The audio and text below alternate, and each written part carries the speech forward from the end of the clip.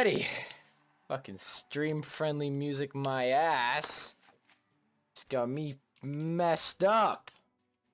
Well, we did accomplish our goal. We do have a kidnapped sir in our backpacks right now.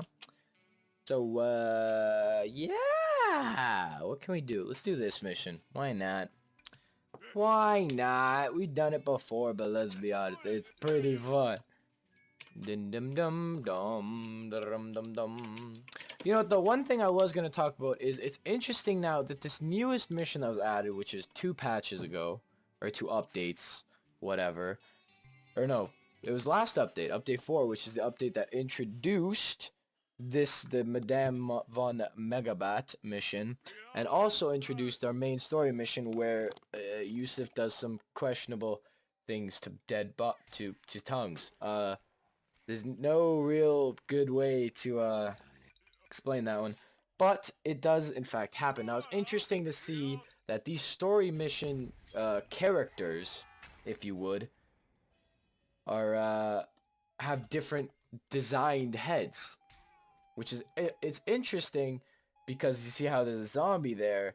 He's still a normal human, but that's not a helmet. You can't put that, you know, on a character. That's not a selectable item. It has to spawn with that.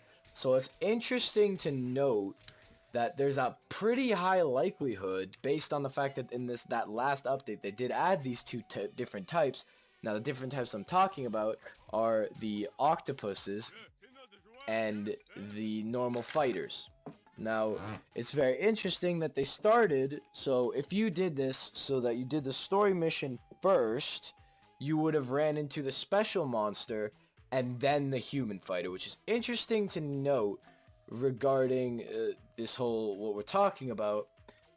Yes, this whole what we're talking about, because realistically it opens the door for, in the future, for different, you know, characters to spawn with like different things.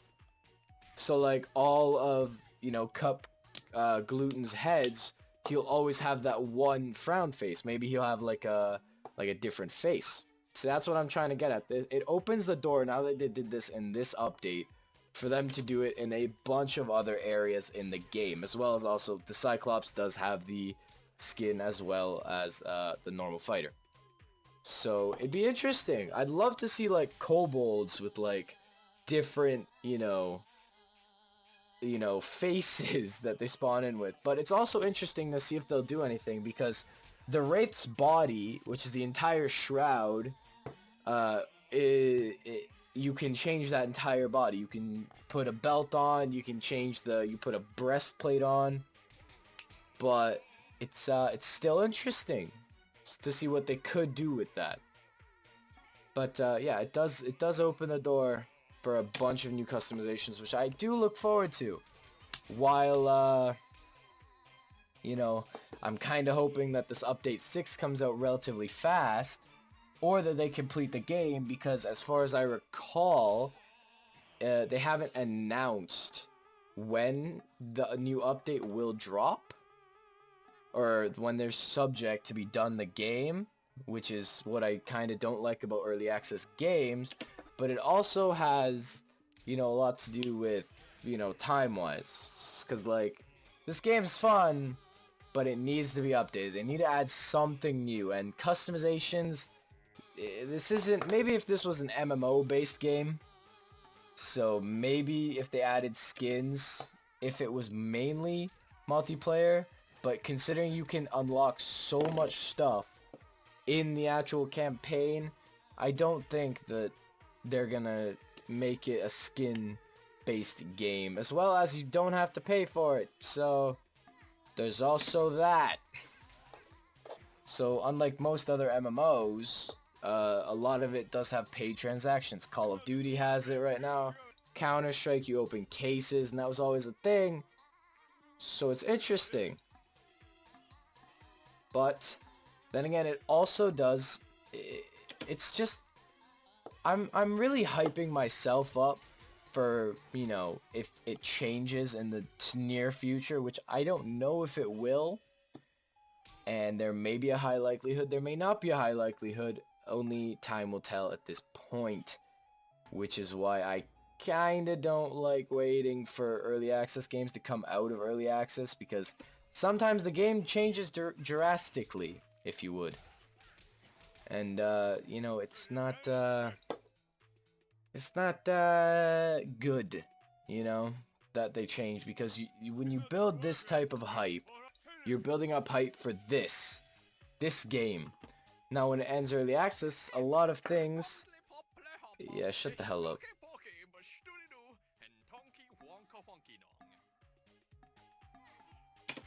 I hate and love that at the same time. But when you build hype for games like these and you change them, that can easily kill the game. I know that Behemoth doesn't have a good history with flopping on games, which is a good thing. Definitely a good thing. But then again, this is also the first time that a game has been released in early access. Obviously, Alien Hominid is a different story, because in Alien Hominid, it was sort of a partnership, which then turned into its own game when the game did well, and that's the fact. It's on Newgrounds right now. You can still play the original draft, which is very different, but then again, you also have to take into account it was with a partnership with a different person, it was a different team working on it, other than the Behemoth. For games like this, though, it's just the Behemoth.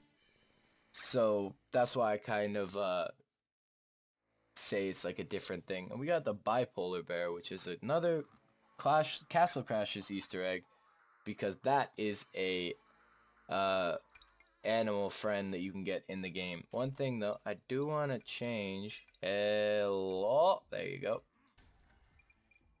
It's Grady. Where is my new zombie? What's his name? I don't know. Don't care.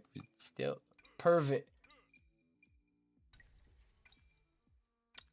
Huh.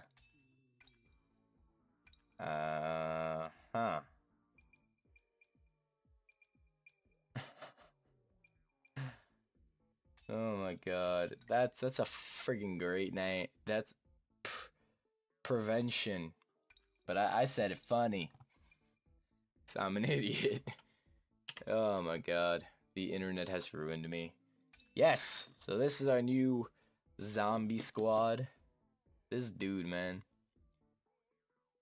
24 damage, 15. You're level 5 though. So, you know, it's all good. So I'll talk to you guys in the next video. Let me know what you guys think about this whole early access, because the Behemoth has not really been known to go into early access. So I'd love to know your opinion on the matter. And I'll talk to you guys in the next episode. Peace.